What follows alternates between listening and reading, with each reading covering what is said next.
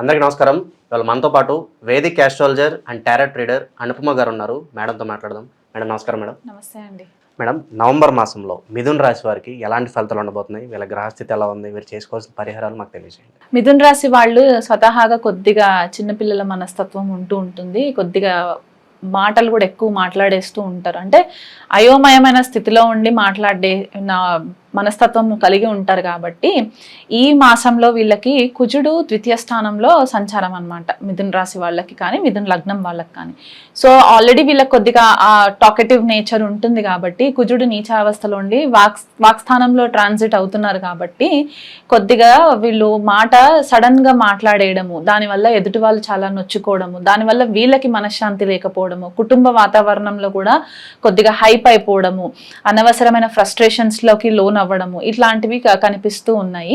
Financial matters లోకి వస్తే కూడా వీళ్ళకి కొద్దిగా ఆర్థికంగా వీళ్ళు డెసిషన్స్, కొన్ని రాంగ్ డెసిషన్స్ తీసుకునే ఛాన్సెస్ మనకి క్లియర్ గా కనిపిస్తున్నాయి. అంటే ఇమోషన్స్ ని ముందు పెట్టుకొని వీళ్ళకి ఏదైతే లాజికల్ మైండ్ ఉంటుందో ఆ లాజికల్ మైండ్ ని వాడకుండా ఇమోషన్స్ తోటి డెసిషన్స్ తీసుకునేసరికి వీళ్ళకి కొద్దిపాటిగా ఆర్థిక నష్టాలు వచ్చే ఛాన్సెస్ ఉన్నాయి. అండ్ కుటుంబ వాతావరణంలో కూడా క్లేశాలు కనిపిస్తూ ఉన్నాయి. సో అదొక్కటి వీళ్ళు కొద్దిగా మైండ్ లో పెట్టుకోవాలి. అండ్ ఫుడ్ కి సంబంధించి ఏదైతే బయట ఎక్కువ యంగ్స్టర్స్ ఎస్పెషల్లీ జంక్ ఫుడ్ తింటూ ఉంటారు, బయట ఫాస్ట్ ఫుడ్స్ తింటూ ఉంటారు. కాబట్టి ఇక్కడ కుజుడు నీచావస్థలో ఉన్నారు అని అంటే తొందరగా ఇన్ఫెక్షన్స్ కూడా గ్రాప్ చేసుకునే పాసిబిలిటీస్ కనిపిస్తూ ఉన్నాయి. కాబట్టి దాన్ని కొద్దిగా వాళ్ళు అదుపులో ఉంచుకొని ఒక్క నెల రోజులు వాళ్ళు బయట తినకుండా ఉంటే కూడా చాలా మంచిగా ఉంటుంది. ఎందువల్ల అంటే రవి కూడా నీచలో ఉండడము, మనకి ఏదైతే బాడీకి కావాల్సిన ఉష్ణం ఏదైతే మనకు వస్తుందో, రోగ నిరోధక శక్తి ఏదైతే మనకి రవి వల్ల కుజుడి వల్ల వస్తుందో, ఆ రెండు గ్రహాలు కూడా నీచ అవస్థలో ఉండడం అంటే 100% బెటర్ గా రిజల్ట్స్ ఇవ్వరు అనమాట. సో ఇలాంటి టైంలో మనము రాంగ్ ఫుడ్ తినేసేసి అనవసరంగా హాస్పిటల్ చుట్టూ తిరగడం, ఎందుకంటే వ్యయంలో గురుడు రెట్రో అయి ఉన్నారు అక్కడ, ఆయన కూడా అగ్నితత్వ గ్రహం కాబట్టి ఇక్కడ వీళ్ళు తినేదాన్ని బట్టి వాళ్ళు అక్కడ హాస్పిటల్స్ కి డబ్బులు ఖర్చు పెట్టే పరిస్థితి కనిపిస్తూ ఉంటది. కాబట్టి కొద్దిగా అది వాళ్ళు లైఫ్ స్టైల్ హ్యాబిట్స్ వాళ్ళు అవాయిడ్ చేసుకోగలిగితే బాగుంటుంది.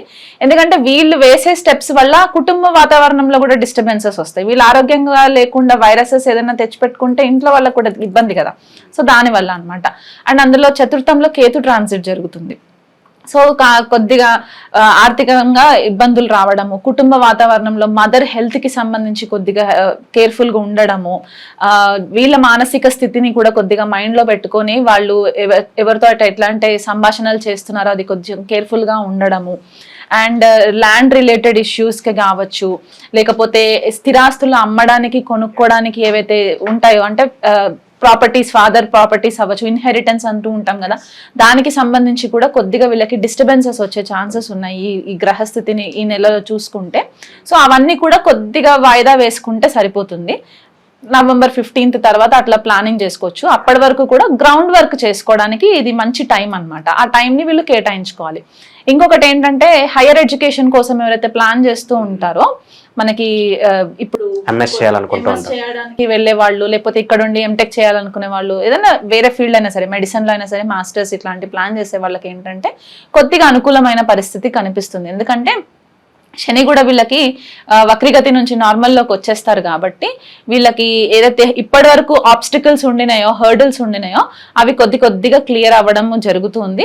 అండ్ గురుడు వ్యయస్థానంలో ఉన్నారు కాబట్టి ఆల్రెడీ కొద్దిగా అక్కడ ఫారెన్ ట్రావెల్ అంటే డబ్బుతో కూడిన విషయం కాబట్టి మిథున్ రాశి వాళ్ళు ఎవరైనా తల్లిదండ్రులు ఉంటే వాళ్ళ పిల్లల కోసం వీళ్ళు డబ్బు ఖర్చు పెట్టే పరిస్థితి కనిపిస్తుంది. ప్యాక్ చేసుకోవచ్చు అంటారు. అయితే ప్యాక్ చేసుకోవచ్చు.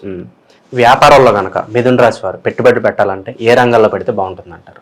వ్యాపారంలో మిథున్ రాశి వాళ్ళు ఏ రంగంలో పెట్టాలి అని అనుకుంటే కనుక వీళ్ళకి వీలైనంత మట్టుకు మీడియా రంగం కలిసి వస్తుందండి.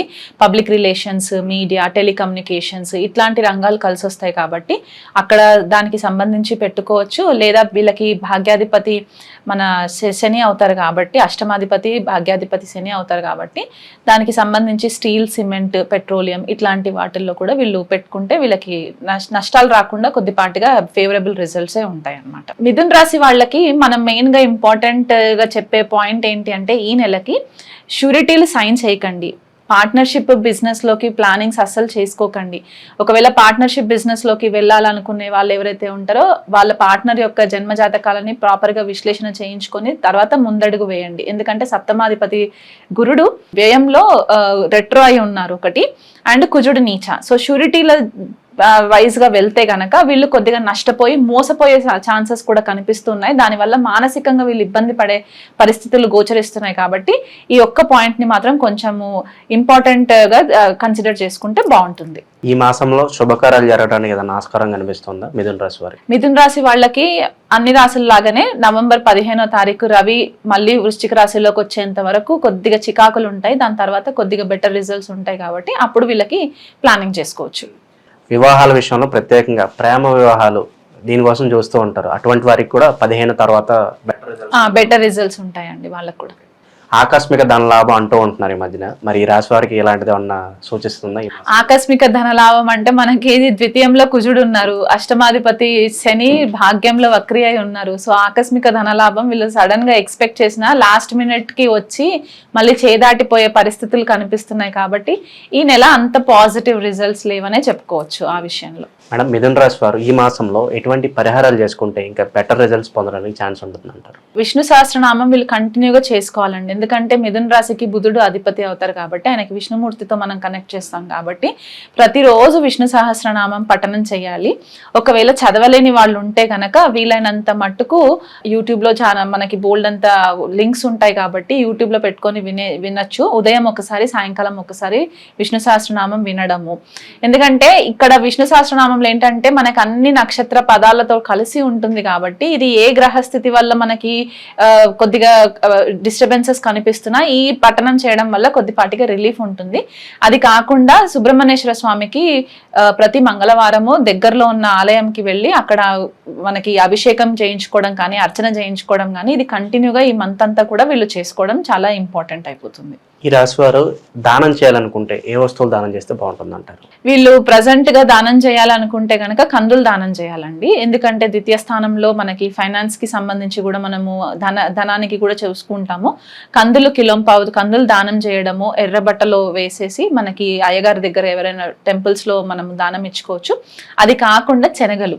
ఎందుకు శనగలు అని అంటే మనకి గురుడు వక్రిగతిలో ఉండి మనకి సప్తమాధిపతి వ్యయంలో ఉన్నారు కాబట్టి మ్యారిటల్ లైఫ్ లో కొద్దిగా ఇబ్బందులు రాకుండా ఉండడానికి మనం ప్లాన్ చేసుకుంటే గనక శనగలు కూడా దానం చేసుకోవచ్చు. అవి కూడా కిలోంపావు శనగలు దానం చేసుకొని బేసన్ లడ్డు అని అంటారు, శనగపిండితో చేసే లడ్డూలు ఉంటాయి. అవి లడ్డూలు కట్టేసేసి ఏదైనా దగ్గరలో ఉండే దత్తాత్రేయ స్వామి టెంపుల్లో ఆ రోజు గురువారం రోజు వాళ్ళు ఇది ప్రసాదం లాగా స్వామివారికి పెట్టిన తర్వాత 12 సంవత్సరాల లోపు పిల్లలు ఎవరైతే ఉంటారో వాళ్ళకి ప్రసాదం లాగా డిస్ట్రిబ్యూట్ కూడా చేసుకోవచ్చు. దానివల్ల కూడా వీళ్ళకి ధనానికి సంబంధించి ఫేవరబుల్ రిజల్ట్స్ ఉంటాయి, మ్యారిటల్ లైఫ్ లో ప్రాబ్లమ్స్ ఉండవు, ఫారెన్ ట్రావెల్ ఎవరైతే స్టూడెంట్స్ చేయాలనుకుంటున్నారో వాళ్ళకు కూడా ఫేవరబుల్ రిజల్ట్స్ ఉంటాయి. నవంబర్ మాసంలో మిథున రాశి వారికి ఎలాంటి ఫలితాలు ఉంటాయి, అలాగే మీరు చేసుకోవాల్సిన పరిహారాలు తెలియజేసినందుకు ధన్యవాదాలు.